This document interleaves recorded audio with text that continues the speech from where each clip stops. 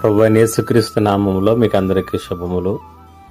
దేవుని యొక్క వాక్యము 89వ కీర్తన 21వ చరణము. నా చెయ్యి ఎడతెగక అతనికి తోడయుండును, నా బాహుబలము అతన్ని బలపరచును. ఈ మాటను గురించి మనము ఆలోచన చేద్దాం. దేవుడు మనకెల్లప్పుడూ కూడా తోడుగా ఉండేటటువంటి వాడు. ఆయన తన బాహుబలం చేత మనలను బలపరిచేటటువంటి దేవుడు అనేటువంటి సంగతిని ఈ వచనంలో మనము స్పష్టంగా చూస్తూ ఉన్నాం. ఈ వచనంలో మనము ఆలోచింపవలసినటువంటి ఒక ప్రాముఖ్యమైనటువంటి విషయం ఏంటంటే ఎడతెగక అనేటువంటి మాట. దేవుడు తన పిల్లలను ఎక్కడా కూడా విడిచిపెట్టేటటువంటి దేవుడు కాదు. అన్ని పరిస్థితులలోనూ, అన్ని స్థలాలలోనూ, అన్ని సమయములలోనూ మనకు ఆయన తోడుగా ఉండేటటువంటి దేవుడు అనేటువంటి సంగతిని మనం జ్ఞాపకం చేసుకోవాలి.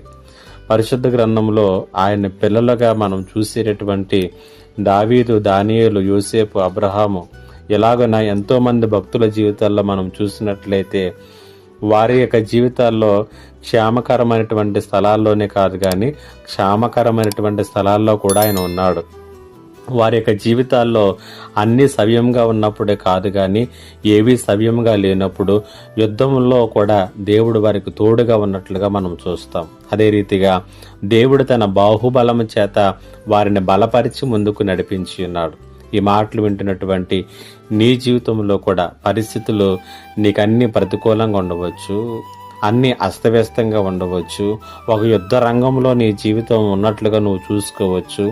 ఏ రీతిగా ఉన్నప్పటికీ కూడా నీవు ఆయన బిడ్డవైతే నీకు దేవుడిచ్చినటువంటి గొప్ప వాగ్దానం ఏంటంటే నా చెయ్యి నిన్ను ఎడతెగక నడిపిస్తుంది, నా హస్తము నీకు ఎడతెగక ఎల్లప్పుడూ తోడుగా ఉంటుంది, నా బలము చేత నిన్ను బలపరుస్తాను. దేవుని బలము చేత బలపరచబడినటువంటి వారు అత్యధికమైనటువంటి శక్తిమంతులుగా పాపం మీద, లోకం మీద, పరిస్థితుల మీద, ప్రతి దాని మీద విజయం పొందుకుంటారు. అలాంటి విజయవంతమైనటువంటి జీవితములను ఈ మాటలు వినటువంటి మీకు దేవుడు ప్రసాదించునుగాక.